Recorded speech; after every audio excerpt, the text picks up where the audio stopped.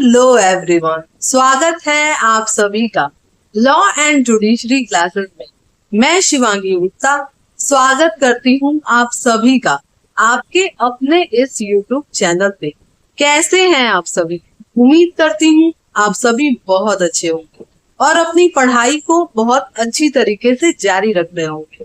आज हम बात करेंगे संपत्ति के विरुद्ध अपराधों के विषय में और जानेंगे कि क्या क्या एमसीक्यूज बनते हैं इस चैप्टर से। साथ ही साथ आज ये हमारा बीएनएस के एमसीक्यू सीरीज लास्ट वीडियो है, तो बहुत अच्छी तरीके से इसको देखिए, जानिए, समझिए कि कैसे कैसे क्वेश्चन बनते हैं आपके एग्जाम में और अपने बीएनएस को कंप्लीट करिए। ठीक है, तो चलिए बिना किसी देरी के अपने लेक्चर को स्टार्ट करते हैं। लेकिन उसके पहले अगर आपने वीडियो को लाइक नहीं करा है तो कर लीजिए, चैनल को सब्सक्राइब नहीं करा है तो सब्सक्राइब कर लीजिए और बेल आइकन को प्रेस कर लीजिए ताकि जैसे ही वीडियो आए सबसे पहले उसका नोटिफिकेशन आपको मिल जाए।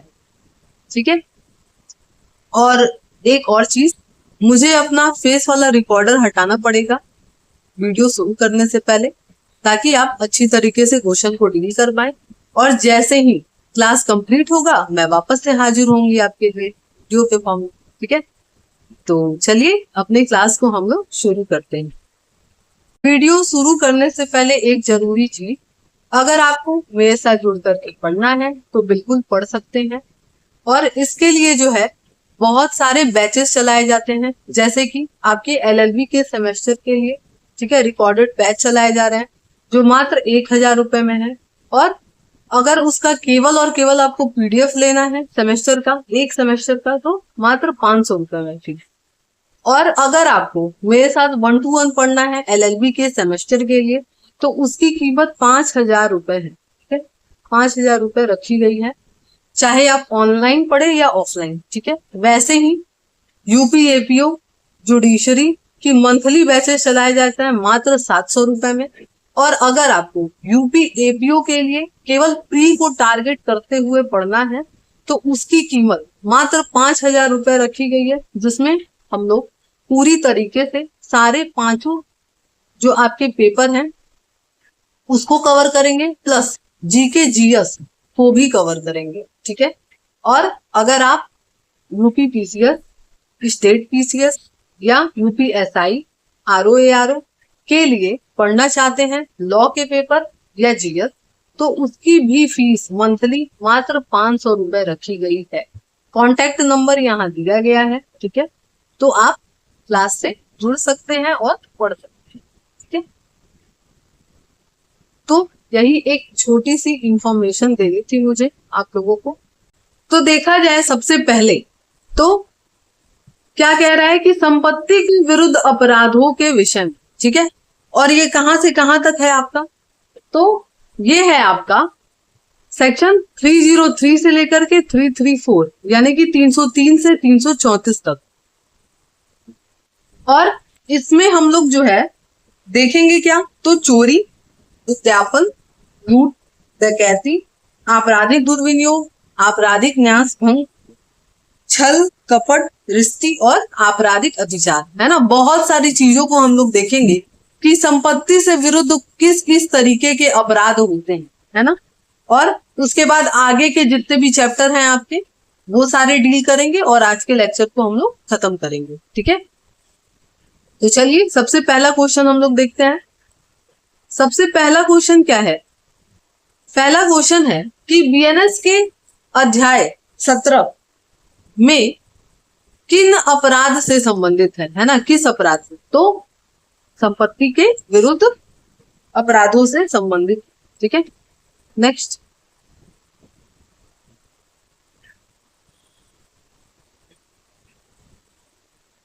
क्वेश्चन क्या है कि चोरी को परिभाषित किया गया है। ठीक है, कहां परिभाषित किया गया है? सेक्शन 303 में।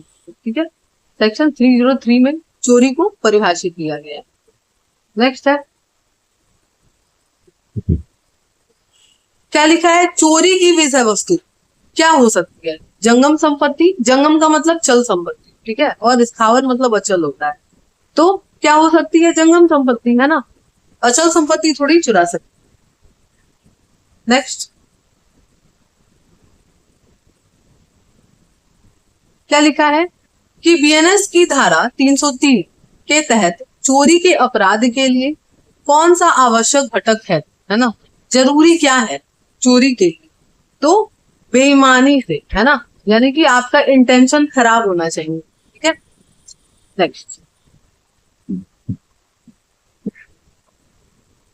क्या लिखा है? बीएनएस की धारा 303 चोरी के अपराध को परिभाषित करती है, चोरी हेतु दंड का प्रावधान करती है, या फिर दोनों, है ना, तो दोनों ही। ठीक है, दोनों ही के बारे में बताती है। नेक्स्ट है,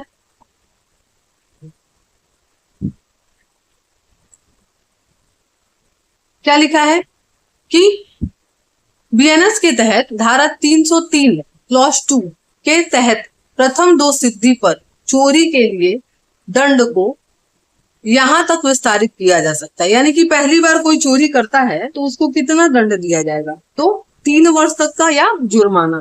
ठीक है, 3 वर्ष तक का या जुर्माना। नेक्स्ट,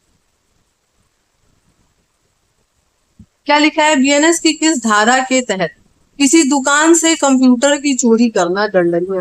ठीक है, किसी दुकान से कंप्यूटर, तो किस धारा के अंतर्गत है आपका? 305। ठीक है, 305। नेक्स्ट,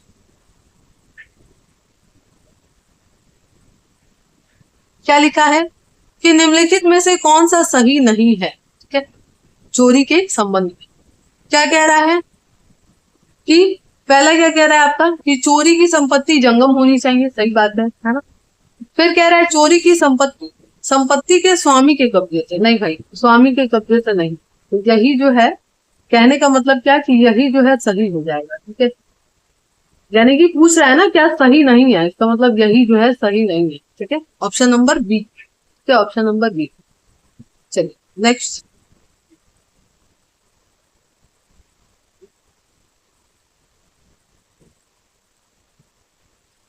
क्या लिखा है? चोरी का आवश्यक तत्व कौन सा नहीं है? तो स्वामित्व से हटाना, है ना, यही नहीं आवश्यक, बाकी सब सही है। ठीक है, नेक्स्ट, क्या लिखा है कि निम्नलिखित में से चोरी की परिभाषा से संबंधित सही नहीं है। दूसरे की जंगम संपत्ति को हटाना, उस व्यक्ति के स्वामित्व, फिर स्वामित्व आ गया है ना, कब्जे से, है ना, स्वामित्व के विरुद्ध है ही नहीं, कब्जे के विरुद्ध है चोरी। ठीक है, क्या कह रहा है? चोरी करने की योजना बनाना क्या है? ठीक है, तो चोरी करने की योजना बनाना क्या है? अपने आप में कोई अपराध नहीं है ना, कोई सिंगल पर्सन भी तो ऐसा करता है ना, तो कोई अपराध नहीं है अपने आप। नेक्स्ट है, चोरी का अपराध किसके विरुद्ध है ना, तो जंगम संपत्ति के विरुद्ध है ना, यानी कि चल संपत्ति के अगेंस्ट है। ठीक है, नेक्स्ट है,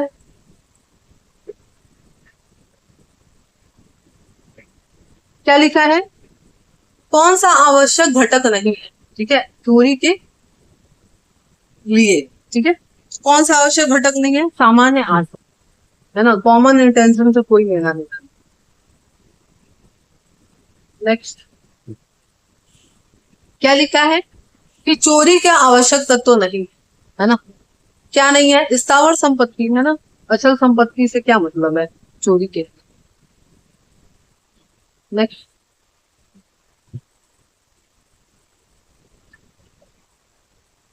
क्या लिखा है? निम्नलिखित में से कौन चोरी के अपराध की विशेषता नहीं है ना, कौन विशेषता नहीं है? तो संपत्ति का संचलन आवश्यक नहीं है ना, बाकी सब जरूरी है, ये जरूरी है। नेक्स्ट,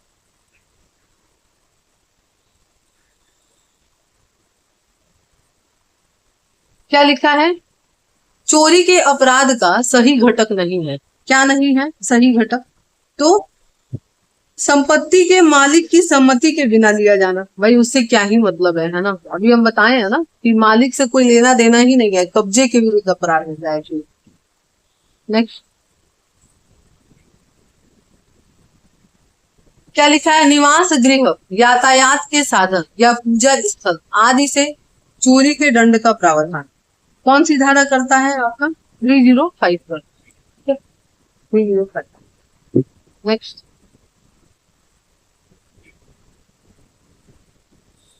क्या लिखा है? निम्नलिखित में से कौन सा चोरी को गठित करता है? ठीक है, तो कौन सा गठित करता है? आपका ऑप्शन नंबर ए ही हो जाएगा। क्या लिखा है? किसी को दिन के शयन कक्ष में एक हार मिलता है और वो उस हार को अपने पास रख लेता है, तो क्या कर रहा है? चोरी ही कर रहा है ना। चलिए नेक्स्ट,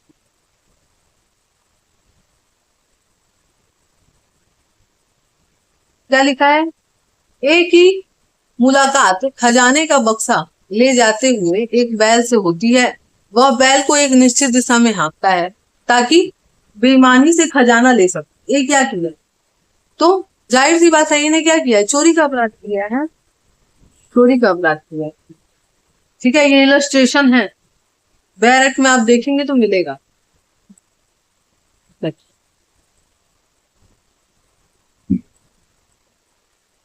क्या लिखा है? ए बी की सम्मति के बिना बी के कुछ आभूषणों को बी के कब्जे से इस आशय से ले लेता है कि जब तक वह क्या करे?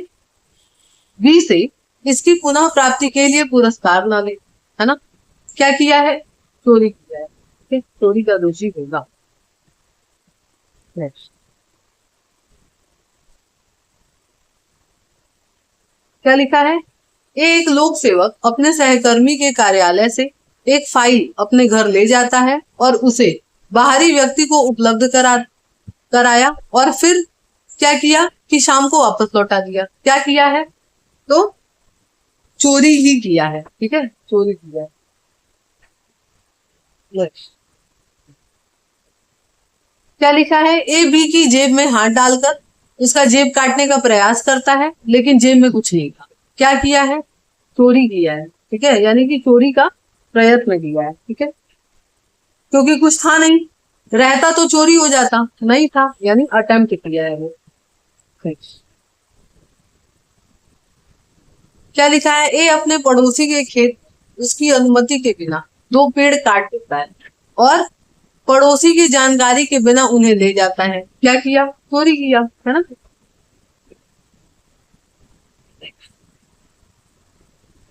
क्या लिखा है? वाई का एक्स पर कुछ पैसा बकाया है।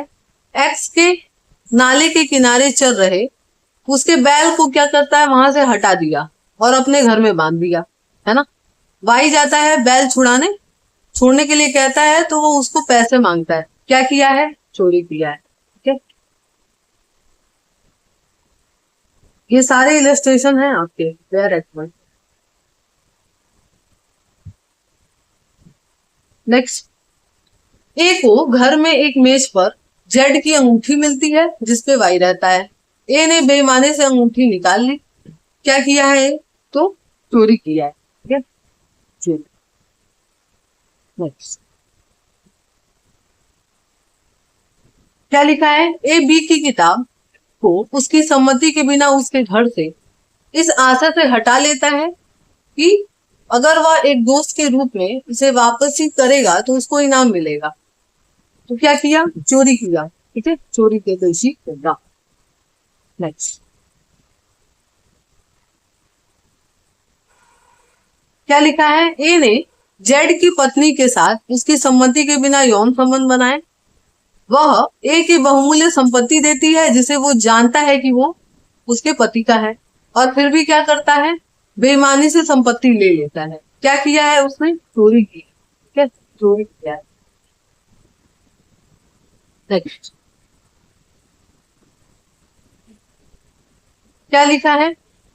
ए और बी जो वायुसेना के कैंडिडेट हैं, कमांडेट के आदेश के बिना जोधपुर एयर ड्रम एयरोड्रम से एक विमान निकालते हैं और उसे पाकिस्तान ले जाते हैं। क्या किया है उन्होंने? तो उन्होंने क्या किया है? चोरी की। ठीक है,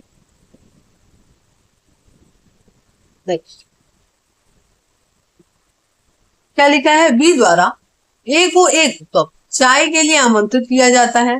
जब वो रसोई में चाय बना रही होती है तो वो मेज पर सोने की अंगूठी मिलती है, उसे उठा लेता है और कुछ समय बाद क्या करता है, ले जाने के लिए और उस आशय से कमरे में कहीं रख देता है, मतलब छुपा कर। तो क्या किया है वो, चोरी ही किया, ये चोरी ही कहलाए।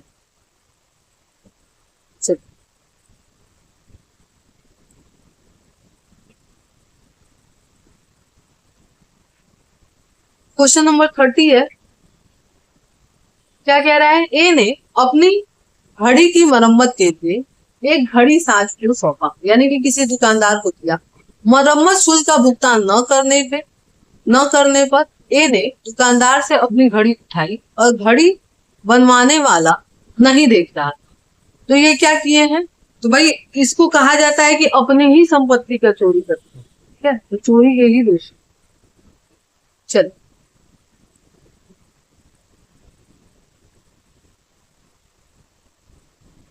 नेक्स्ट है, ए अपने सोने के लॉकेट को जेड के पास गिरवी रखता है और जेड की सम्मति के बिना जेड के कब्जे से ले लेता है, जबकि उसने सोने के लॉकेट पर उधार ली नहीं है ना।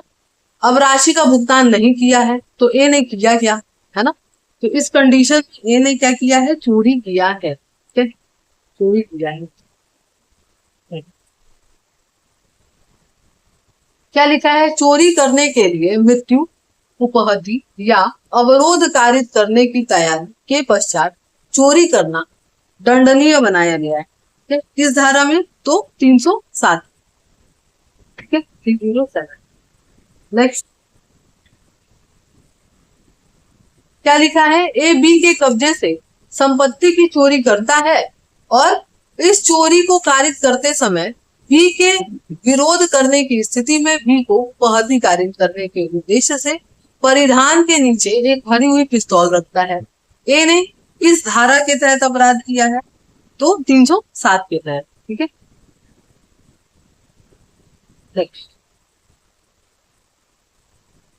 क्या लिखा है, ए सद्भाव पूर्वक विश्वास करते हुए कि जेड की संपत्ति उसकी अपनी संपत्ति है, संपत्ति को बी के कब्जे से ले लेता है। क्या किया है, तो वो किसी बात का दोषी नहीं है ना, क्योंकि वहां इंटेंशन मायने रखता है ना। चोरी आपका बेईमानी पूर्ण इंटेंशन है तो आप चोरी के दोषी होंगे। गलती से अगर किसी और का सामान अपना समझ के ले लिए तो चोरी के दोषी नहीं होंगे। क्या कह रहा है, नेक्स्ट क्वेश्चन, एक्स आभूषण छुड़ाने के लिए बंदूक से लैस होकर के जेड के घर में प्रवेश करता है। एक्स सफलतापूर्वक चोरी करने और आभूषण छुड़ाने में सक्षम है, हालांकि वह बंदूक का प्रयोग नहीं करता और सफलतापूर्वक आभूषण लेने के पश्चात उसके परिसर से निकल जाता है। क्या किया है उसने, तो उसने 307 के तहत अपराध किया है, ठीक है। घातक आयुध रखे थे ना, वही हथियार रखे थे आप किसी को मारने के, ठीक है, और इंटेंशन तो यही था कि अगर कोई रोकने आया तो मार देंगे, ठीक है, तभी तो रखे। चल, नेक्स्ट, लिपिक या सेवक द्वारा स्वामी के कब्जे में से संपत्ति की चोरी करना किस धारा के अंतर्गत परिसेवन है, तो 306 के अंतर्गत। नेक्स्ट नेक्स्ट अब हम आते हैं किस पे, स्नैचिंग पे, ठीक है, झपट्टा मार। ये किस धारा में पनिशेबल है, आपके परिभाषित किया गया है, तो 304, ठीक है, 304।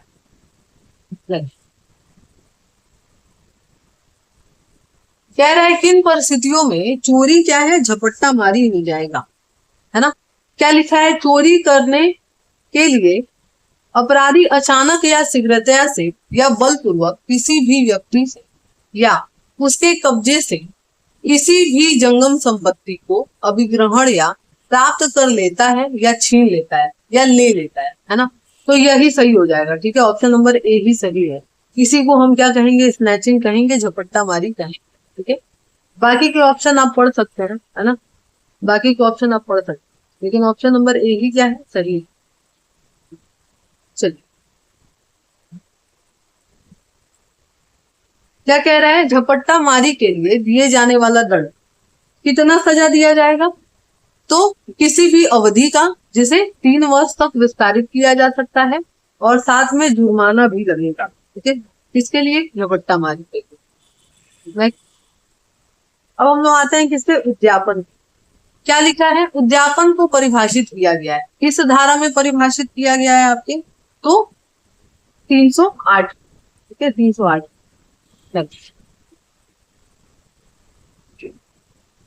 क्या लिखा है कि उद्यापन के अपराध नहीं किया जा सकता, किसके अगेंस्ट नहीं किया जा सकता ये पूछना, तो कोई नहीं, ठीक है, इसका मतलब सबके अगेंस्ट किया जा सकता है ना। नेक्स्ट क्या लिखा है, के ने टेलीफोन पर एम को मान हानिकारक कथन प्रकाशित करने की धमकी दी जब तक कि वो उसको क्या ना करे, 20,000 रुपए ना दे दे। के ने क्या किया है, तो भाई विज्ञापन किया है ना, किसी को डरा धमका रहे हैं आप, है ना, और बदले में क्या कर रहे हैं, पैसा उगाही कर रहे हैं, क्या है, विज्ञापन है। नेक्स्ट क्या लिखा है, ए घोर उपहति के भय में बेईमानी पूर्वक बी से एक कोरे कागज पे हस्ताक्षर कराने को प्रेरित करता है और बी उस कागज पे हस्ताक्षर करने के बाद उसे सौंप देता है। क्या किया है उसने, उसने विज्ञापन किया है, ठीक है। क्या कह रहा है, एक्स यह कहकर जेड की संपत्ति प्राप्त करता है कि उसका बच्चा मेरे गिरोह के हाथों में, है ना, बोला जाता है ना भाई, पुरानी मूवीज में कहा जाता है, कहा जाता था कि तुम्हारा बच्चा मेरे कब्जे में है ना, इतना लाख रुपए पहुंचा, ठीक है। और क्या कह रहा है कि यदि आप हमें 10 लाख रुपए नहीं भेजेंगे तो उसको मार देंगे, ठीक है। क्या कर रहे हैं, विज्ञापन कर रहे हैं, ठीक है? जिसको हम लोग एक्सटॉर्शन भी कहते हैं, क्या इंग्लिश। नेक्स्ट क्वेश्चन है, बेईमानी पूर्ण आशय से किसी व्यक्ति को शारीरिक क्षति या भय दिखाकर के संपत्ति छोड़ने के लिए प्रेरित करना क्या कहलाता है, विज्ञापन कहलाता है, ठीक है, विज्ञापन। नेक्स्ट क्या लिखा है, एक घोर उपहति के भय में बेईमानी पूर्वक जेड को हस्ताक्षर करने या उसकी अपनी मुहर लगाने को प्रेरित करता है। क्या कर रहा है, विज्ञापन कर रहा है, ठीक है। क्या कह रहा है, ए पुलिस अधिकारी 10,000 रुपए की राशि बी से प्राप्त करता है, बी को यह भय दिखाकर कि उसे तुरंत जेल में डाल दिया जाएगा और महीनों तक रिहा नहीं किया जाएगा। क्या किया है पुलिस वाला, विज्ञापन किया है, ठीक है। नेक्स्ट क्या लिखा है, ए ने इलेक्ट्रॉनिक उपकरण के माध्यम से संदेश भेजकर जेड को धमकी दी कि तुम्हारा बच्चा मेरे कब्जे में है और अगर तुम 1 लाख रुपए नहीं भेजे तो उसको मार डालेंगे। क्या कर रहा है भाई, विज्ञापन कर रहा है, ठीक है। नेक्स्ट क्या लिखा है, जब किसी व्यक्ति को क्षति के भय में डालकर बेईमानी पूर्वक उससे संपत्ति देने के लिए प्रेरित किया जाता है तो क्या कहलाता है, आपका विज्ञापन कहलाता है, ठीक है। क्या लिखा है भाई, जो कोई उद्यापन करेगा उसको कितना दंड दिया जाएगा, तो आपका कारावास जो 7 साल से कम का नहीं किया जा सकता, और क्या आपका जुर्माना या दोनों, ठीक है। चलिए नेक्स्ट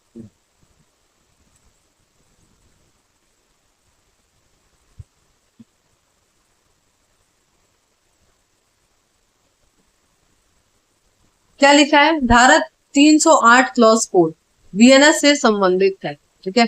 किस चीज से संबंधित है, आपके दो उद्यापन करने के लिए व्यक्ति की मृत्यु या घोर उपाधि के भय में डालना, ठीक है। ऑप्शन नंबर नेक्स्ट क्या लिखा है, लूट का अपराध गठित करने के लिए निम्नलिखित में से क्या आवश्यक है ना, लूट का अपराध गठित करने तो या तो चोरी या उद्यापन, ठीक है। नेक्स्ट क्या लिखा है, एक्स रास्ते में वाई से मिलता है, वाई एक्स को एक घातक चाकू दिखाता है और उसकी घड़ी मांगता है और वो उसको घड़ी दे देता है। उसने क्या किया है भाई, लूट किया है ना, किसी को आप डरा धमका रहे हैं और वो भी जो है जान का थ्रेट दे रहे हैं, ठीक है, तो क्या कर रहे हैं आप, लूट कर रहे हैं। नेक्स्ट क्या लिखा है, ए बी से राष्ट्रीय राजमार्ग पर मिलता है, उसे पिस्तौल दिखाता है और पर्स मांगता है, और वो क्या करता है भाई, पर्स दे देता है। क्या किया है उसने, उसने लूट किया है। ए जेड को पकड़ कर रखता है और धोखे से जेड की सम्मति के बिना जेड के कपड़े से उसके पैसे गहने ले लेता है। क्या किया है उसने, लूट किया है। ए की मुलाकात बी से होती है जिसका बच्चा जंगल में है। ए बालक को ले लेता है और उसे पर्स न देने पर जान से मारने की धमकी देता है। क्या किया है उसने, उसने लूट किया है।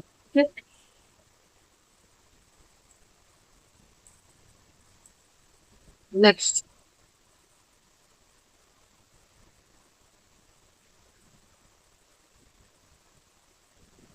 क्या लिखा है, ए ने एक महिला के कान में बाली चीर ली, है ना, चीरते हुए क्या कर लिया, खींच लिया, और इस तरह से उसका कान फाड़ दिया और उसे घायल। क्या किया है उसने, लूट किया है। ठीक है, नेक्स्ट,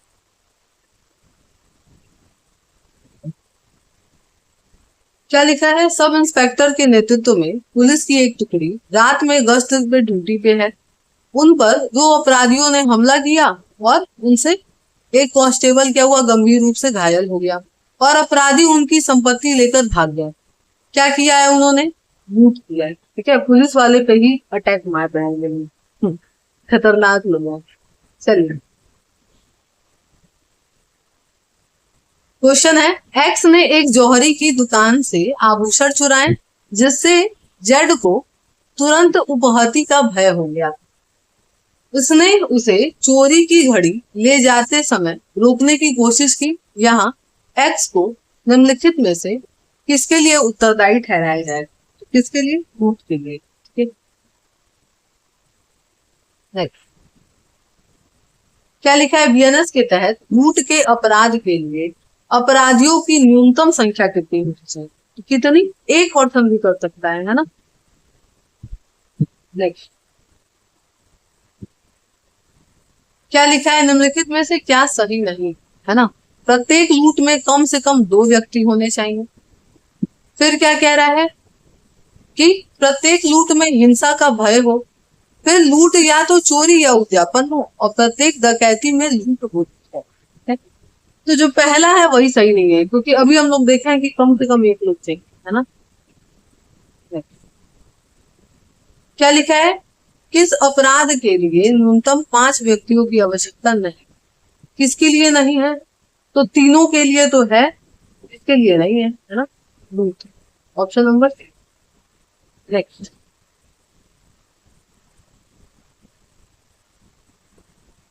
क्या लिखा है, चोरी का अपराध कब लूट बन जाता है, ठीक है, तो कब बन जाता है, जब बल के साथ युग्मित होता है ना।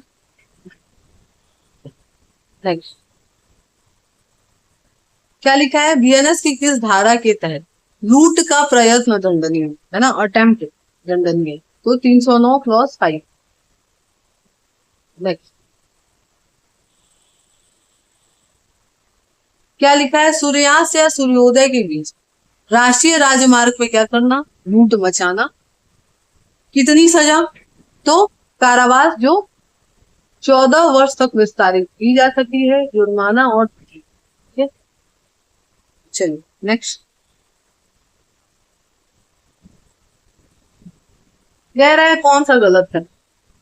पहला, चोरी को लूट के रूप में माना जाता है यदि चोरी करने के लिए या चोरी करने में या चोरी के प्राप्त संपत्ति को ले जाने या ले जाने की कोशिश अपराधी स्वेच्छा से या प्रयत्न द्वारा व्यक्ति की मृत्यु, उपहति, सदोष विरोध, तत्काल मृत्यु, उपहति या तत्काल सदोष अवरोध पैदा करे। सही है ये पहला। तो दूसरा क्या कह रहा है कि उद्यापन लूट है यदि अपराधी उद्यापन करते समय भय में रखते हुए व्यक्ति की उपस्थिति में उसे तत्काल मृत्यु, भय, याद रखिएगा ये तत्काल क्या बात करता है ना, लूट में हमेशा क्या कर रहा है, इन सब चीजों में डाल रहा है, ठीक है, या सदोष अवरोध कर रहा है तत्काल।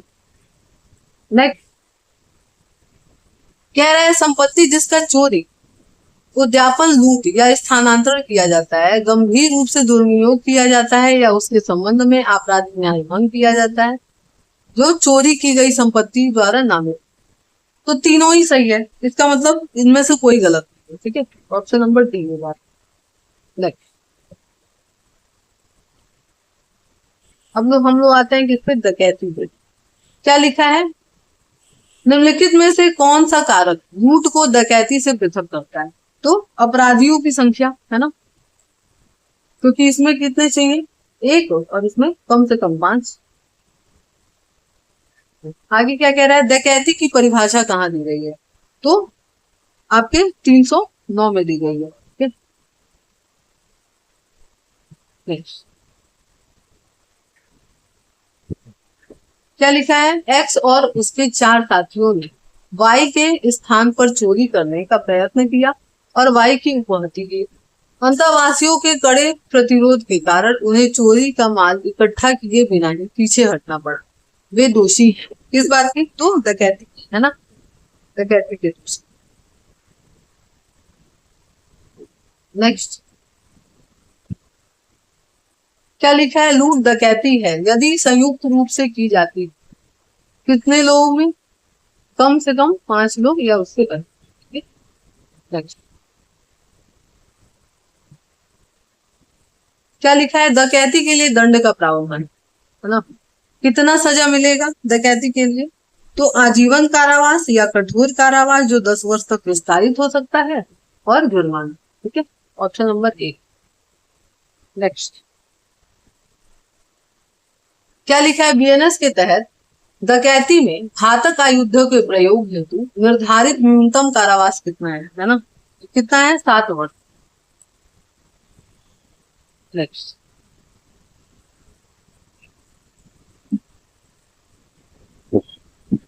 डकैती करने की तैयारी करना बीएनएस के तहत दंडनीय है ना, किस धारा में दंडनीय है? तो 304, सॉरी माफ कीजिएगा, 310+4। ठीक, नेक्स्ट, डकैती डालने की तैयारी दंडनीय अपराध है? नहीं है, कोई अपराध नहीं है उसमें से, कोई भाई है ना, दंडनीय अपराध है। ठीक है, नेक्स्ट, क्या लिखा है, सुमेलित करना, सुमेलित करना। क्या लिखा है, बिना सम्मति से प्राप्त की गई जंगम संपत्ति, है ना, क्या कहलाता है भाई, बताइए? तो बिना सम्मति से प्राप्त की गई जंगम संपत्ति क्या है? चोरी है ना, चोरी है। तो पहले का 4। फिर क्या कह रहा है आपका, कि तत्काल हिंसा द्वारा सम्मति के बिना प्राप्त की गई जंगम संपत्ति क्या है? लूट है ना, तुरंत जो है आप क्या करते हैं, डरा धमका रहे हैं। फिर कह रहा है डर से प्रेरित होकर के बिना सम्मति के प्राप्त की गई जंगम संपत्ति, डर से प्रेरित होकर, तो क्या है, उद्यापन। और फिर 6 व्यक्तियों के गिरोह हिंसा, तो क्या हो गया आपका, डकैती, है ना। तो पहले का चौथा, दूसरे का पहला, तो 4 1 2 3 कहाँ है, 4 1 2 3 देखा जाए, ऑप्शन नंबर सी हो जाएगा। ठीक, नेक्स्ट, क्या लिखा है, कौन सा सही सुमेलित में? तो सबसे इजी क्या लग रहा है, चोरी, चोरी तो पता है ना, इसमें है। फिर उद्यापन 308 में है, डकैती 310 में है, 309 में क्या है, 309 में आपका लूट है, और 304 में क्या है, झपट्टा मारी। तो यही जो है सही नहीं है। ठीक है, नेक्स्ट, संपत्ति का दुर्विनियोग। क्या लिखा है, संपत्ति के आपराधिक दुर्विनियोग से संबंधित कौन सी धारा प्रावधान करती है? तो 314। 314। नेक्स्ट,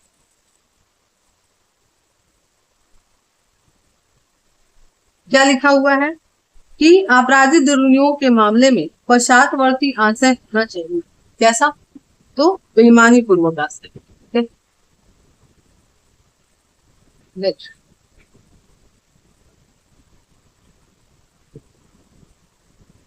क्या लिखा है, ए जेड से संबंधित एक सरकारी वचन पत्र मिलता है जिस पर निरंक पृष्ठांकन है। ये यह जानते हुए कि वह वचन पत्र जेड का है, उसे ऋण के रूप में बैंकर के पास ले जाता है और उसे गिरवी रख देता है। क्या किया है वो? दो आपराधिक दुर्विनियोग किया है, ठीक है, संपत्ति का। नेक्स्ट क्या लिखा है? ए और बी एक हाथी के संयुक्त स्वामी है। ए हाथी को उपयोग में लाने के आशय से बी के कब्जे से ले लेता है और फिर उसको बेच देता है। क्या किया है? आपराधिक दुर्विनियोग किया है, ठीक है। चलिए क्या लिखा है? ए को एक मूल्यवान हीरा मिला, वो यह ना जानते हुए कि किसका है और मालिक का पता लगाए बिना बेच देता है। किस चीज का दोषी है? आपराधिक दुर्विनियोग। Next. क्या लिखा है? ए को पैसे से भरा हुआ पर्स मिलता है, वो पता नहीं है उसको कि वो किसका है। बाद में उसे पता चल जाता है, फिर भी क्या कर रहा है? अपने उपयोग में यूज कर ले रहा है। क्या किया उसने? आपराधिक दुर्विनियोग।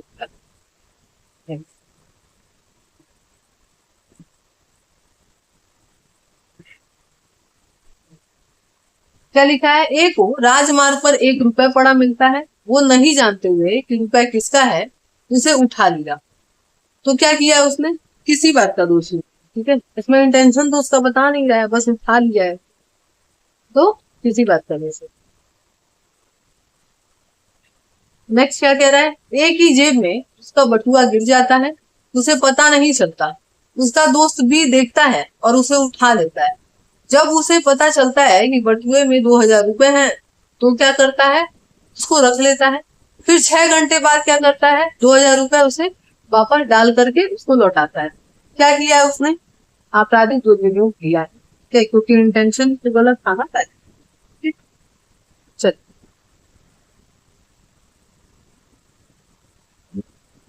क्या लिखा है? ए को राज्य परिवहन बस में फर्श पर एक घड़ी मिली, वह अंतिम यात्री के रूप में बस में जा रहा था। उसने इसे उठाया और राज्य परिवहन अधिकारियों को लौटाने के बजाय जेब में रख दिया और अगले दिन उसको बेच दिया। क्या किया है? आपराधिक दुर्व्यवहार। नेक्स्ट क्या लिखा है? एक गरीब छात्र को सड़क पर एक पत्र मिलता है, जिसमें एक बैंक वचन पत्र होता है। पत्र की अंतर्वस्तु और लेख से उसे पता चलता है कि वह नोट किसका है। ये उस नोट का उपयोग करके क्या करता है? किताबें खरीद लेता है। क्या किया है उसने? आपराधिक बुद्धिमत्ता। ठीक है?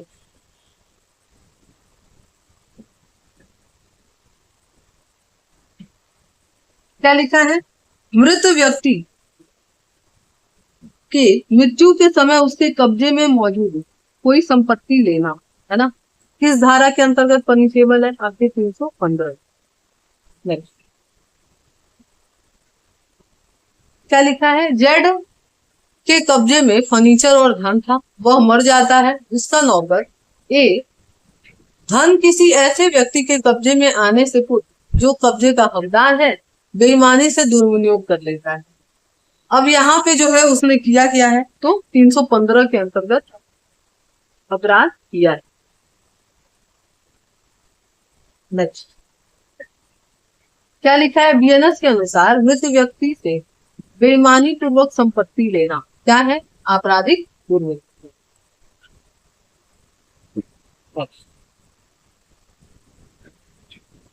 क्या लिखा है? किसी मृत व्यक्ति के शरीर से विधि विरुद्ध ढंग से आभूषण निकालना क्या कहलाता है? आपराधिक दुर्विनियोग कहलाता है।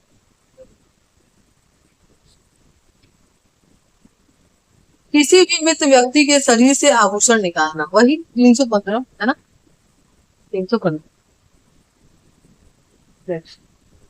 अब हम आएंगे किसके? आपराधिक न्यास भंग। क्या लिखा है? आपराधिक न्यास भंग का अपराध उपबंधित है, कहाँ है? 316। नेक्स्ट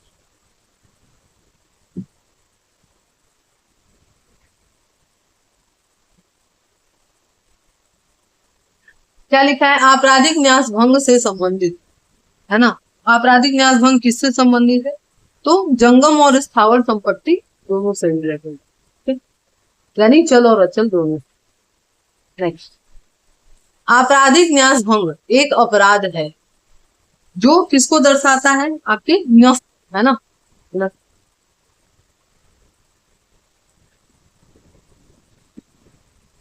क्या लिखा है, आपराधिक न्यास भंग के अपराध आवश्यक रूप से क्या शामिल, तो क्या शामिल है, संपत्ति, है ना।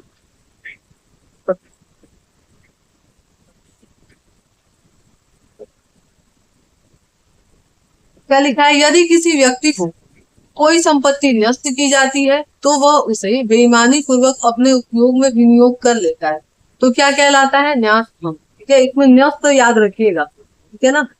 न्यस्त। संपत्ति के विरुद्ध अपराध हो सकता है, क्या हो सकता है आपके, तो आपराधिक न्यास भंग।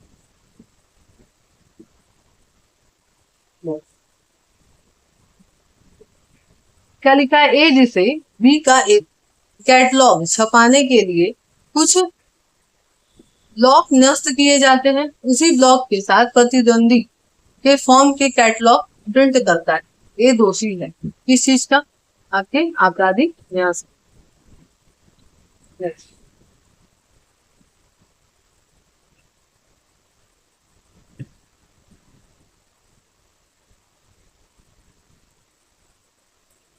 क्या लिखा है, ए अपने नौकर बी के माध्यम से अपने दोस्त को मोबाइल फोन भिजवाता है, नौकर फोन को अपने घर में ले गया और कुछ दिन तक इस्तेमाल किया, क्या किया है उसने, उसने आपराधिक न्यास भंग किया है। ठीक है, नेक्स्ट।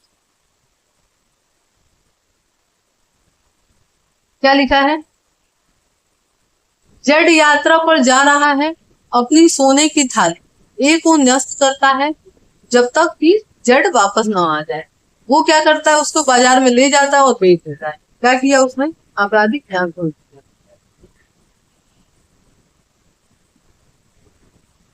ए एक वाहक है, जेड जिसे पानी द्वारा संपत्ति ले जाने के लिए न्यस्त की जाती है, ए बेईमानी से संपत्ति का दुर्विनियोग करता है, क्या किया है उसने, दो आपराधिक न्यास भंग किया है।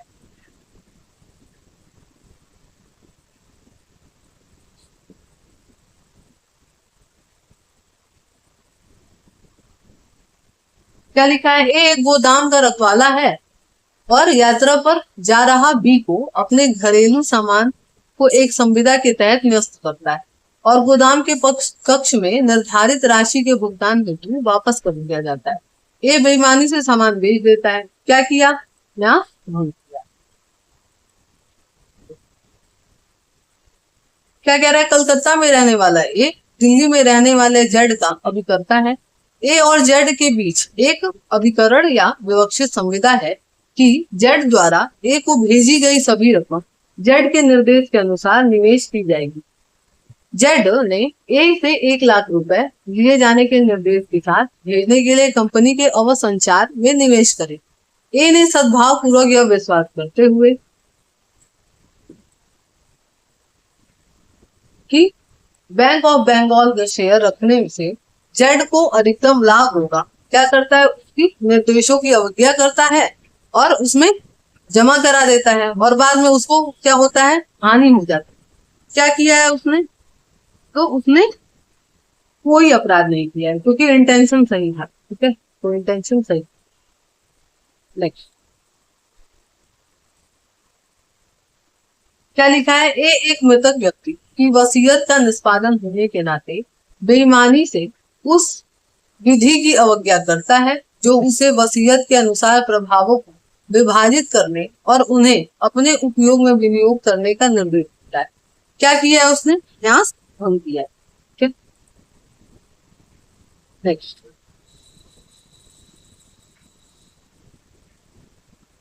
क्या लिखा है, रेलवे की टिकट लेने की इच्छा रखने वाली एक महिला ने स्टेशन पर टिकट खिड़की पे भीड़ देखकर बी से जो खिड़की के पास था उसे टिकट लेने को कहा, उसे उसके लिए पैसे दिए, बी ने पैसे लिए और टिकट लेने के बदले पैसे लेकर भाग गया, क्या किया है उसने, आपराधिक न्यास भंग किया।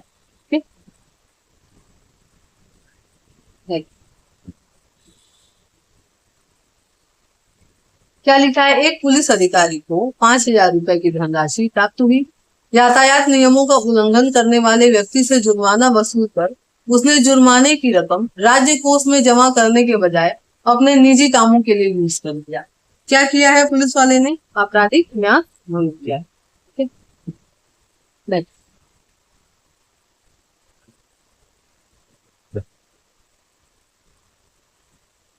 क्या लिखा है, कोच्चि में रहने वाला एक अमीर व्यक्ति एक्स 50,000 रुपए चेन्नई से अपने अभिकर्ता को भेजता है और निर्देश देता है कि यह पैसा इंजीनियरिंग कॉलेज में पढ़ रहे दो निर्धन छात्रों के लिए क्या करे, समान रूप से दे दे।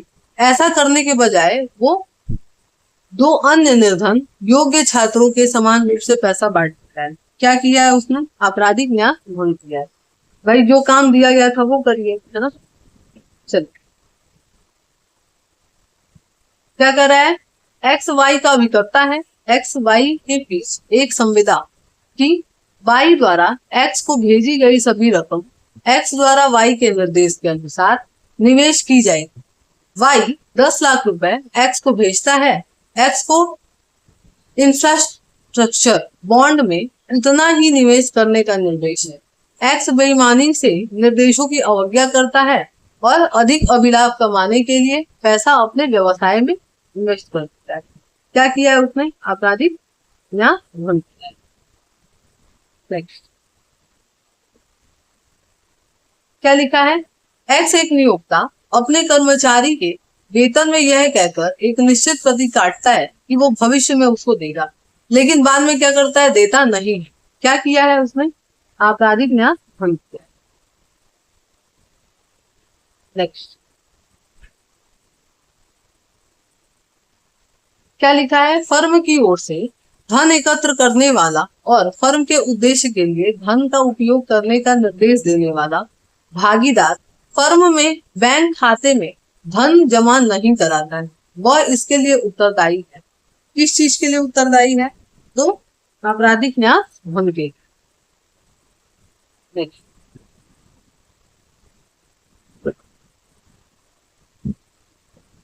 क्या लिखा है, क्या कोई व्यक्ति अपनी ही संपत्ति का न्यास भंग कर सकता है, तो यह मामले के तथ्य और परिस्थिति पर निर्भर करता है ना, जैसा सिचुएशन रहेगा उस पर। क्या लिखा है, अभियुक्त को आभूषण बनाने के लिए कुछ चांदी सौंपी गई और वो उसमें क्या करता है, तांबा मिला देता है। क्या किया है उसने, आपराधिक न्याय भंग किया है। नेक्स्ट, सुमेलित करना है। क्या लिखा है, संपत्ति का परिदान। ठीक है, तो संपत्ति का परिदान कहाँ करना है, आप किसमें किया जाता है, तो पहले का आपका क्या हो जाएगा, चौथा। ठीक है, पहले का चौथा। फिर आ गया आपका क्या, संपत्ति लेना। तो किसमें संपत्ति ली जाती है, दुर्विनियोग में, है ना। उसके बाद क्या है कि संपत्ति को न्यस्त करना। न्यस्त किसमें होता है, आपके होता है न्यास भंग में, है ना। और फिर जो है आपका लास्ट वाला क्या हो जाएगा, आपका लास्ट वाला हो जाएगा आपका, यानी चौथा, दूसरा, तीसरा और पहला। देखते हैं कहाँ है, तो ऑप्शन नंबर क्या हो जाएगा हमारा, सी।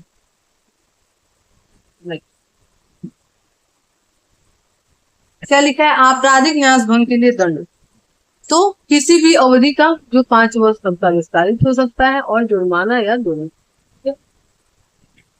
नेक्स्ट,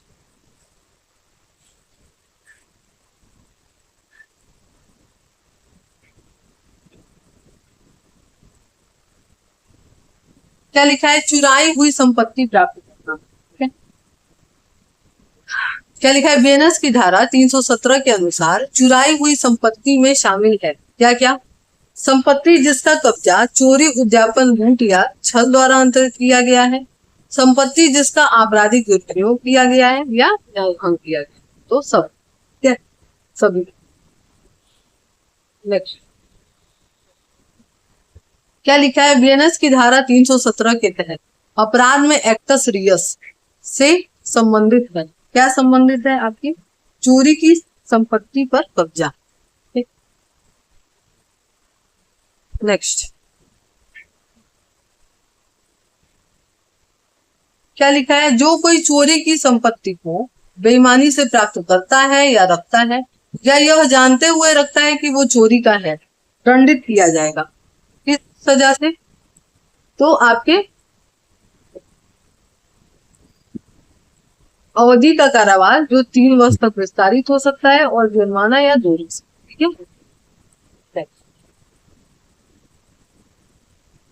क्या लिखा है? बेईमानी से किसी भी व्यक्ति को संपत्ति का परित्याग करने के लिए प्रेरित करना, है ना, क्या कहलाता है? छल कहलाता है। क्या सामने ही लिख रहा है ना, छल।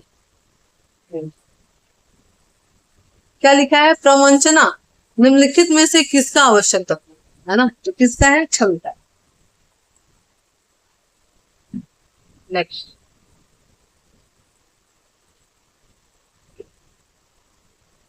क्या लिखा है? बीएनएस के तहत निम्नलिखित में से कौन सा अपराध शरीर, मन, प्रतिष्ठा और संपत्ति को क्षतिकारित करने वाला है? कौन सा है? छल। ठीक है। नेक्स्ट छल के अपराध के लिए क्या चीज? जिस व्यक्ति से प्रवंचना किया गया है उसे कपटपूर्वक या बेईमानी से संपत्ति परित्यक्त के लिए प्रेरित करना।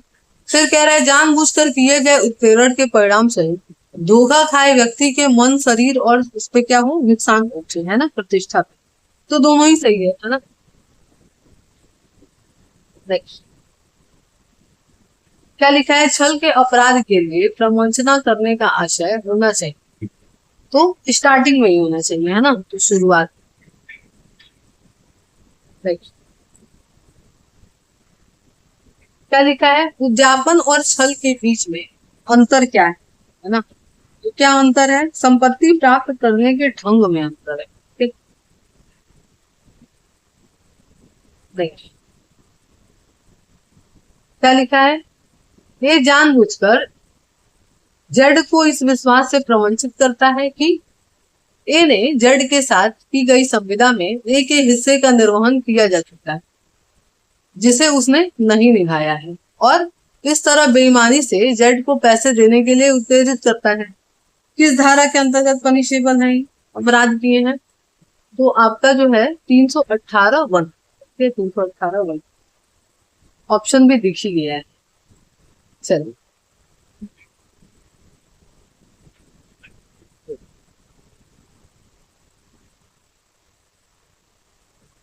क्या लिखा है? ये उन वस्तुओं को हीरे के रूप में गिरवी रखकर जिनके बारे में जानता है कि वो हीरे का नहीं है और जानबूझ करके बेईमानी से पैसा लेने के लिए क्या करता है? वो हीरा का कह करके दे देता है। क्या किया उसने? छल किया है ना। नेक्स्ट क्या लिखा है? किसी दूसरे की मिथ्या पहचान लेकर परीक्षा में बैठना और दूसरे के नाम पर कागजात पर हस्ताक्षर करना क्या कहलाता है? प्रतिरूपण के साथ साथ कूटकरण द्वारा छल कहलाता है। ठीक है। नेक्स्ट एक आयकर विभाग का सेवक नहीं है और खुद को क्या बताता है कि इनकम टैक्स के अधिकारी है, और भी के व्यापार केंद्र पे छापा मारता है और मूल्यवान वस्तु प्राप्त कर लेता है। क्या किया है उसने? प्रतिरूपण द्वारा छल किया है। ठीक। Next. क्या लिखा है? बीएनएस के निम्नलिखित में से कौन सी धारा छल के लिए दंड से संबंधित? कौन है आपके? 318। 318 बीएनएस के निम्नलिखित में से कौन सी धारा प्रतिरूपण द्वारा छल से संबंधित, तो कौन सी धारा जो है दंडनीय बनाती है प्रतिरूपण द्वारा छल? तो आपके 319। ठीक है। नेक्स्ट क्या लिखा है? ए मृत व्यक्ति बी बनकर छल करता है। क्या किया है उसने? तो 319 क्लॉज 2 के अंतर्गत अपराध है। नेक्स्ट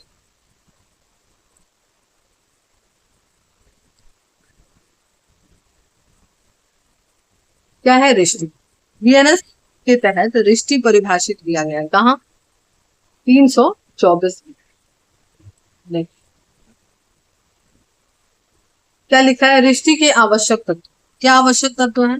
तो जानबूझ करके दूसरे की संपत्ति को नाश करना या कम करके सदोष हानि या क्षति पहुंचाना। ठीक है, ऑप्शन नंबर सी। नेक्स्ट,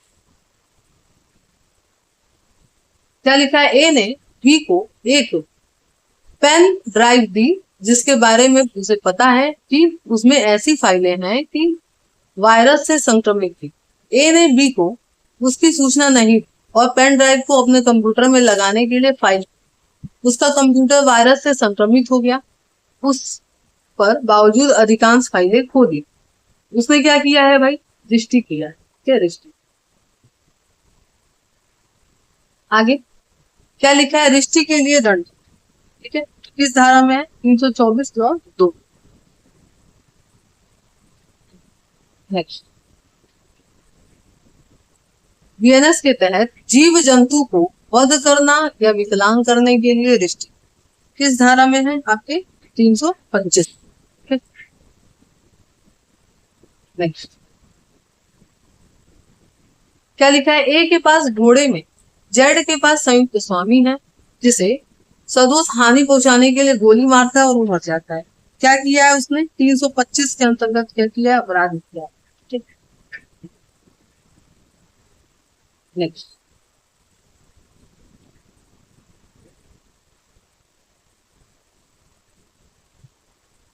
क्या लिखा है? ए एक पोत का बीमा कराने के पश्चात इस आशय से कि बीमा करने वालों को नुकसान कारित होने पे स्वेच्छा से संक्रांत कर बेटा, ए ने अपराध किया है। कौन सा अपराध किया है? 324 के अंतर्गत रिश्ती का। ठीक है, ए इस आशा से जेड की एक अंगूठी नदी में फेंक देता है कि जेड को तत्पश्चात सदोष हानि हो। क्या किया है उसने? रिश्ती के लिए। ए ने जेड को सदोष हानि कारित करने के आशय से एक मूल्यवान प्रतिभूति को स्वेच्छा से जला दिया। क्या किया है? रिश्ती किया। नेक्स्ट, ए जेड की फसलों को हानि पहुंचाने के आशय से जेड के खेत में ढोर को प्रवेश करा दिया। क्या किया है उसने? रिश्ती किया। ए ने जेड को अवैध तरीके से सदोष हानि पहुंचाने के आशय से स्वेच्छा जेड की एक मूल्यवान प्रतिभूति जला दिया। ए ने क्या किया है? रिश्ती किया है।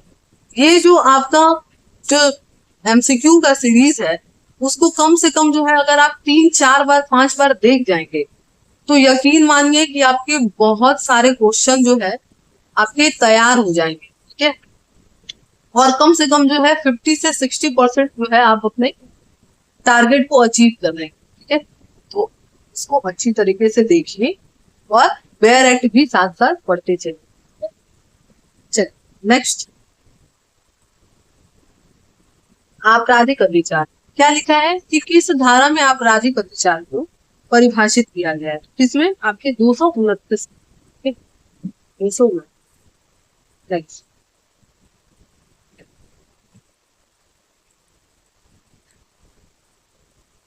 क्या लिखा है? बी ए की अनुमति के बिना ए को उसकी सफलता की बधाई देने के लिए उसके घर में प्रवेश कर गया। क्या किया है? वही किसी बात का पूछो। नेक्स्ट, क्या लिखा है? एक्स वाई की हत्या करने के आशय से रात्रि में उसके शयन कक्ष में क्या करता है? प्रवेश करता है, जबकि वो है ही नहीं घर में। क्या किया है उसने? तो गृह अतिचार। नेक्स्ट, क्या लिखा है? आपराधिक अतिचार का अपराध तब पूर्ण होता है जब कोई व्यक्ति किसी अन्य के कब्जे वाली संपत्ति पर अपराध करने के आशय से प्रवेश करता है। ठीक है, और क्या करने के लिए? तो कोई अपराध करने के लिए। क्या लिखा है? बीएनएस की किस धारा में प्रच्छन्न गृह अतिचार को परिभाषित किया गया है? तो आपके किस धारा में परिभाषित किया गया है? 330(1). 330 का क्लॉज नंबर। क्या लिखा है? गुप्त तरीके से किया गया अतिक्रमण या छिपाना क्या कहलाता है आपका? तो ये आपका कहलाता है प्रच्छन्न गृह अतिचार, है ना। प्रच्छन्न मतलब क्या होता है? छिपा हुआ। चलिए क्या लिखा है? ए को वाई के घर के दरवाजे की चाबी मिलती है जो वाई से खो गई। चाबी से दरवाजा खोल करके उसके घर में प्रवेश करता है, गृह अतिचार करता है। क्या किया उसने? गृह भेदन किया। गृह भेदन। क्या लिखा है? Question number 8। जेड वाई का दरबान है, वाई की ढोड़ी पर खड़ा रहता है। जेड को मारने की धमकी देकर के ये उसको विरोध करने पे भयोपरांत करके घर में प्रवेश कर जाता है। क्या किया है उसने? गृह भेदन किया। ठीक? ए एक खिड़की से के द्वारा जेड के घर में प्रवेश करता है। क्या किया है उसने? तो गृह भेदन किया है। ठीक? नेक्स्ट क्या लिखा है? ए जेड के गृह में छेद करके या छेद के द्वारा हाथ डालकर गृह अतिचार करता है। किस बात का दोषी है आपका? तो गृह भेदन का है। नेक्स्ट क्या लिखा है? ए पार्टी के लिए आमंत्रित किए जाने के बाद पार्टी खत्म होने के बाद एक्स झाड़ियों में छुप जाता है और बाकी मेहमानों के जाने का इंतजार करता है। इसके बाद वह एक ही संपत्ति में दीवार फांदकर क्या करता है? पहुंचता है। क्या किया है उसने? तो उसने गृह भेदन किया है।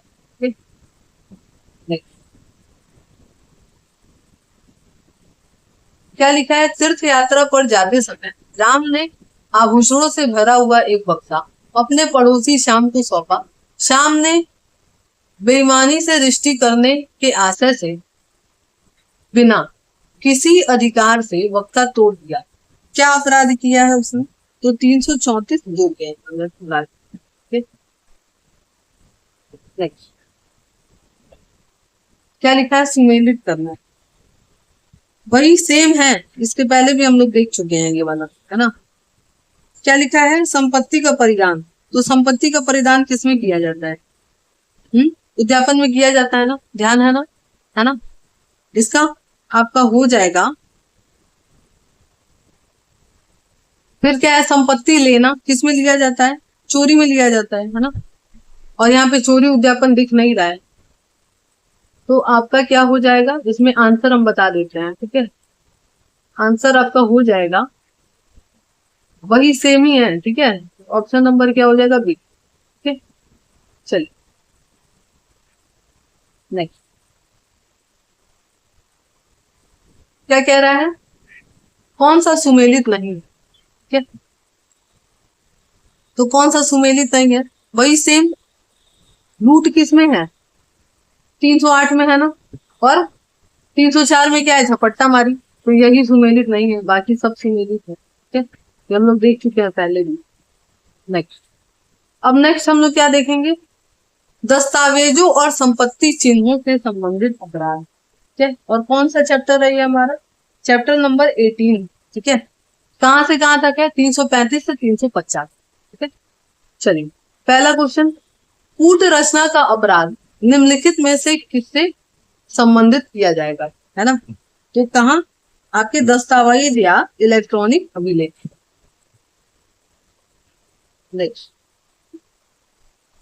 क्या लिखा है? बीएनएस की किस निम्नलिखित धारा में से मिथ्या दस्तावेज रचना किस धारा में पनिशेबल है? 335।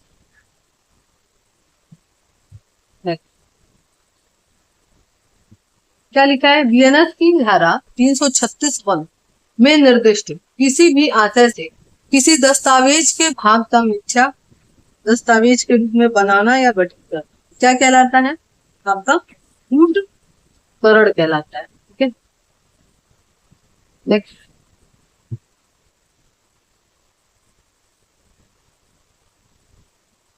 क्या लिखा है? वसीयत का कूटकरण अपराध का दंड है।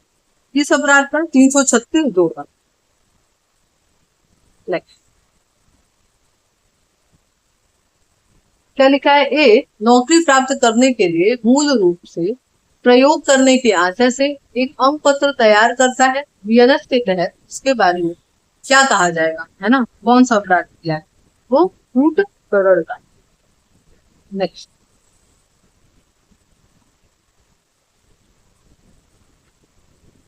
क्या लिखा है? ए ने ऋण की रसीद खो दी जो उसने बी के भुगतान के लिए दिया गया था, और वह स्वयं अपने लिए एक रसीद बनाता है, और जब उस पर बी वाद लाता है तो द्वितीय बनी हुई रसीद को साक्ष्य के रूप में पेश करता है। क्या किया उसने? तो कूट रचना का दोषी है ना? करण का दोषी होगा। नेक्स्ट क्या लिखा है? ए, विनिमय पत्र पे अपना नाम हस्ताक्षरित करता है, इस आशय से किया गया माना जा सके कि पत्र उसी के नाम से किसी अन्य व्यक्ति द्वारा लिखा गया। ए ने क्या किया है? तो ए ने कूट रचना किया है। ठीक है, नेक्स्ट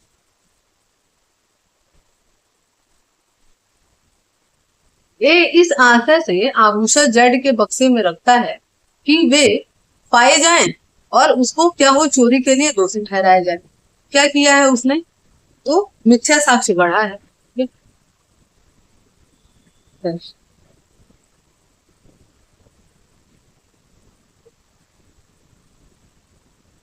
क्या लिखा है? जेड की वसीयत में ये सब कि मैं निर्देश देता हूं कि मेरी सभी संपत्तियां, शेष संपत्ति को ए, बी और सी के बीच समान रूप से वितरित किया जाए।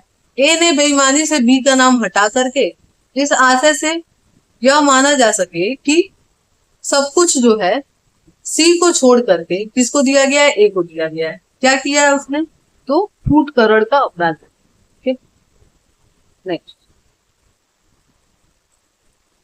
संपत्ति चिन्ह किस धारा में है? तो आपके 345। ठीक, 345। नेक्स्ट संपत्ति चिन्ह के कूटकरण किस धारा में है? तो आपके 347। परिभाषा 345 में और कूटकरण 347। चल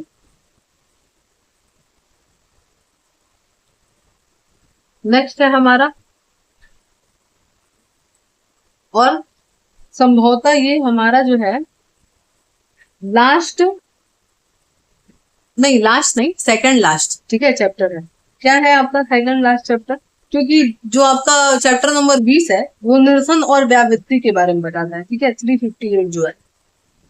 ठीक है, तो ये कौन सा चैप्टर है? चैप्टर नंबर 19 है। ठीक है, 19 कहां से कहां तक है?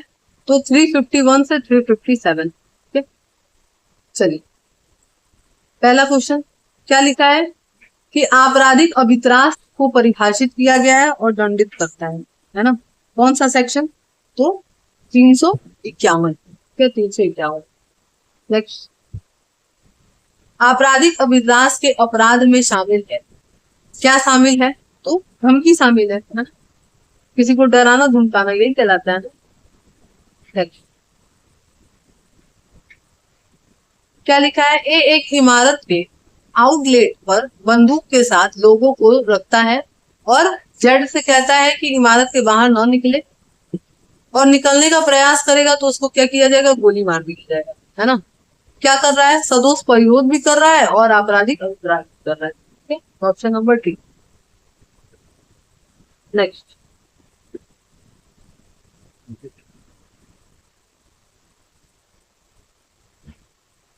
क्या लिखा है? लोक शांति भंग करने को प्रकोपित करने के आशय से साशय अपमान करना दंडनीय है, किस धारा में? तो 352 में। ठीक है, 352।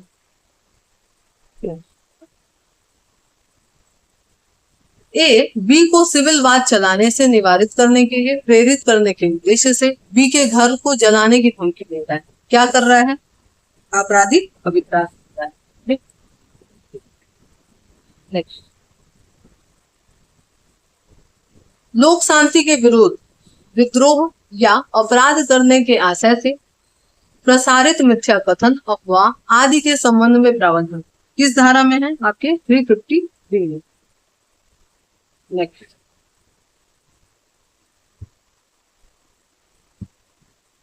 क्या लिखा है? गुप्त संचार द्वारा आपराधिक अभित्रास देना या अभित्रास कहाँ से किया गया है छिपाने के लिए सावधानी बरतना किस धारा के अंतर्गत निषेधन है? 351 को। नेक्स्ट, क्या लिखा है? बीएनएस के निम्नलिखित में से कौन सी धारा मत व्यक्ति द्वारा लोक स्थान पे अवचार करने के लिए दंडित करता है ना? कौन सी धारा? 355। 355। नेक्स्ट, बीएनएस के तहत अपराध के लिए कारावास की न्यूनतम अवधि क्या है? क्या न्यूनतम अवधि? तो क्या है न्यूनतम अवधि? 355 के अकॉर्डिंग 24 घंटे तक क्या करना? लॉकअप में रखना, यानी कि जेल में। ठीक है। नेक्स्ट,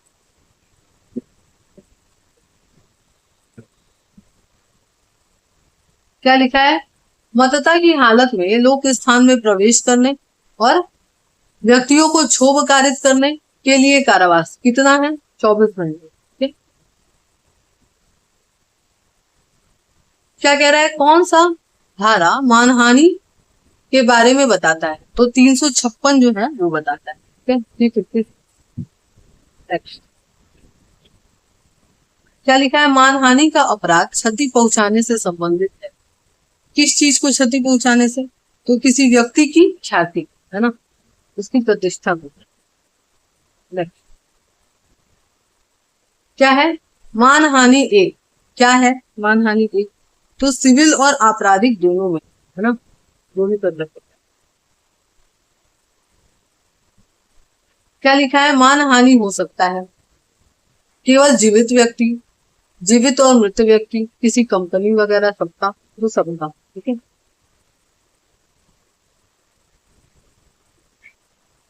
क्या कह रहा है? मानहानि क्या नहीं है? क्या नहीं है? Option number D. ठीक है, कि भाई आप जो है किसी के लोक आचरण के बारे में राय, इससे कोई लेना देना। क्या लिखा है? कि कितने अपवाद है मानहानि के? तो 10 अपवाद। नेक्स्ट,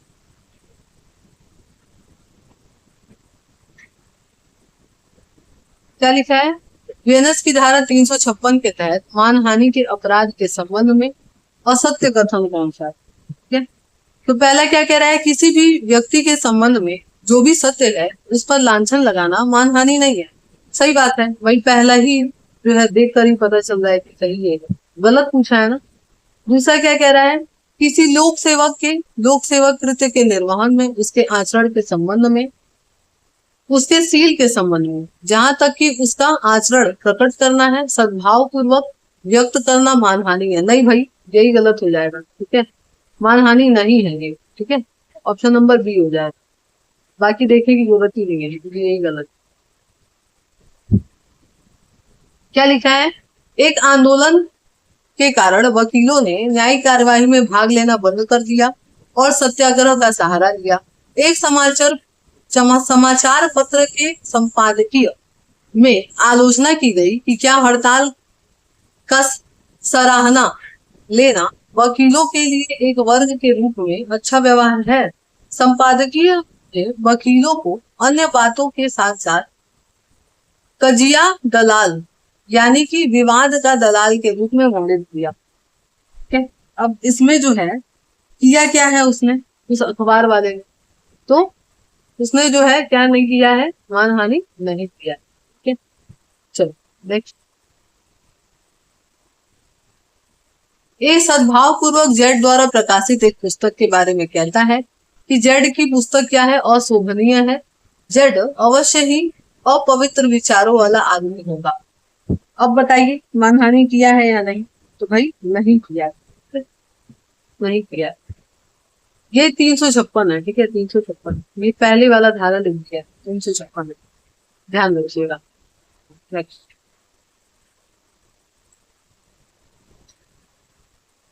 क्या लिखा है? ए मजिस्ट्रेट बी के सील के अध्यारोहण के बारे में वरिष्ठ अधिकारी की रिपोर्ट कर रहा है जो सद्भाव पूर्वक और लोक कल्याण के लिए किया गया। क्या है भाई? तो इसमें कोई अपराध नहीं किया है, ठीक है, और उसको अपवाद का लाभ मिलेगा। नेक्स्ट क्या लिखा है कि कौन जो है मानहानिकारक कथन नहीं है, ठीक है।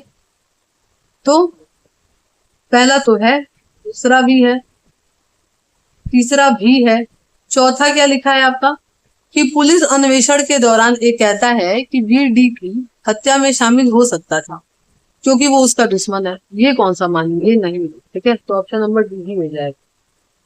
चलो, मानहानि के अपवाद है ना, कौन कौन से अपवाद है? तो सब हैं, ठीक है। लोक कल्याण में प्रकाशन, आचरण देना, साहित्य आलोचना, तो सभी, ठीक है, सभी, ऑप्शन नंबर डी।